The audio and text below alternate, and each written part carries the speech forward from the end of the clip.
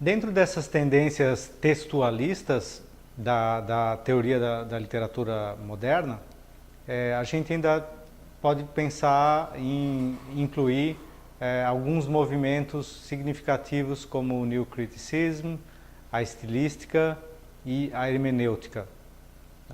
Embora elas sejam tendências que surgem em lugares muito distintos, né?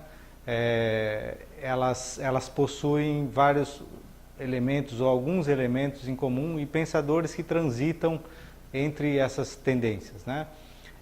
A estilística deriva da linguística, de certa maneira, né? A estilística é uma corrente que surge na linguística do Charles Bailly, no final do século XIX, e que estava preocupado em estudar o conteúdo expressivo da linguagem, né? Então, para o Bailly, mais do que estudar a diferença entre langue e parole, como fazia o Saussure, era preciso estudar como é que a linguagem é capaz de expressar, né? O caráter, por exemplo, emotivo ou afetivo da linguagem, né? Como a linguagem é capaz de expressar afetos, né? Por exemplo, no caso da língua portuguesa, né? Isso é muito evidente quando a gente usa a terminação inho, né? Que não é apenas uma terminação que indica diminutivo, mas pode significar também, né? Pode ter uma dimensão afetiva muito forte, né?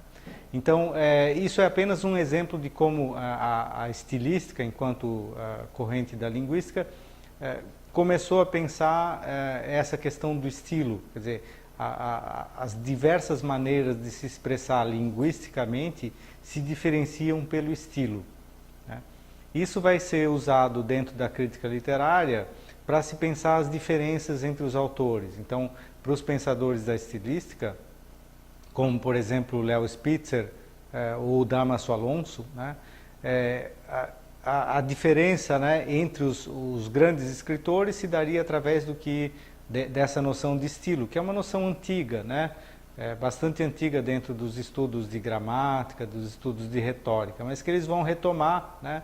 Então o Alonso, por exemplo, para estabelecer, tentar compreender a diferença entre poetas barrocos como Góngora e Quevedo, por exemplo, né, ele vai partir desse princípio do estilo.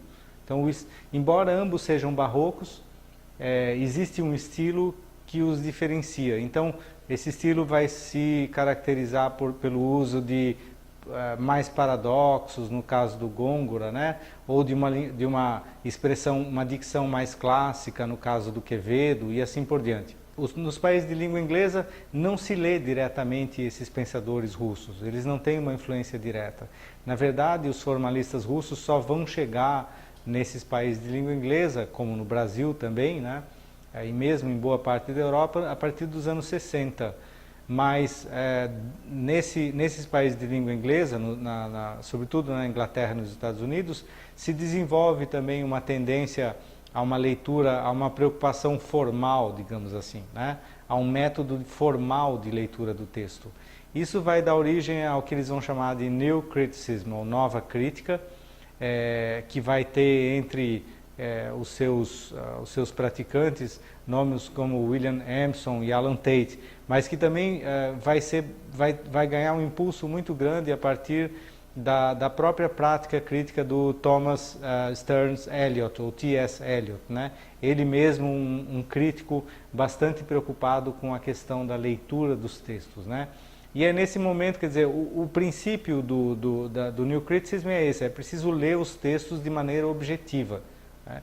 É preciso entender o sistema de rimas de um poema, é preciso entender o ritmo de composição de um poema, mais do que falar de critérios de gosto, ou critérios subjetivos, ou de questões contextuais ou históricas, né? Isso vai dar origem a um termo que define praticamente essa escola, que é o termo de close reading, né? Ou leitura fechada, né? Então eles estabelecem um método segundo o qual a leitura de um texto literário, e isso vai valer para outras obras de arte, né? Ela deve ser feita de maneira fechada. Então, na medida em que eu leio um poema, eu tenho que retirar esse poema do seu contexto, né? Retirar esse poema não só do contexto histórico, social, mas retirá-lo do contexto em que ele se encontra, por exemplo, da obra, onde ele está e tudo, e eu passo a me deter especificamente em aspectos que estão dentro desse poema para compreendê-lo, né? Sem fazer isso, eu não seria capaz, né? Todas as minhas leituras seriam inferências que viriam de outros lugares que não de dentro do poema, né? Então, embora eles não tenham conhecido a obra dos formalistas, quer dizer, em parte conheceram graças ao René Wellek, né? que emigra e passa a escrever em inglês, né? Então, o Wellek tinha consciência da obra dos formalistas e tinha consciência também do círculo linguístico, e tinha consciência também do que aconteceu em Praga nos anos 30, no círculo linguístico de Praga, né? E justamente o René Wellek, que vai publicar na década de 40 o primeiro livro que tem o título, que é o livro fundamental, Teoria da Literatura, né? Esse é praticamente o livro que lança a ideia de teoria da literatura, mas o Wellek está ligado ainda a essa corrente que a gente chama de New Criticism, e está ligado também a um método textual de leitura, né, do texto literário. Um último momento, um outro movimento importante dentro disso que a gente chama de correntes textualistas é a tradição hermenêutica, a escola hermenêutica, né? Na verdade, a hermenêutica não é propriamente uma escola de teoria da literatura. A hermenêutica é uma tradição de leitura, né? Uma tradição que tem uma história muito longa, sobretudo nas universidades de língua alemã, né? E a hermenêutica também não se restringe apenas à literatura. O surgimento da hermenêutica está ligado à compreensão do texto bíblico, né? E posteriormente se passa, no século XVIII, a hermenêutica já existia enquanto doutrina, né?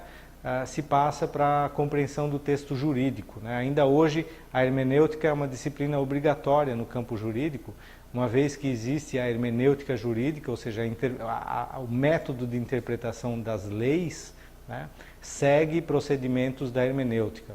Então, um nome-chave para a compreensão dessa tradição hermenêutica é o nome do Schleiermacher, que é um pensador, um filósofo alemão do final do século XVIII, início do XIX, que vai estabelecer os princípios de compreensão de qualquer texto.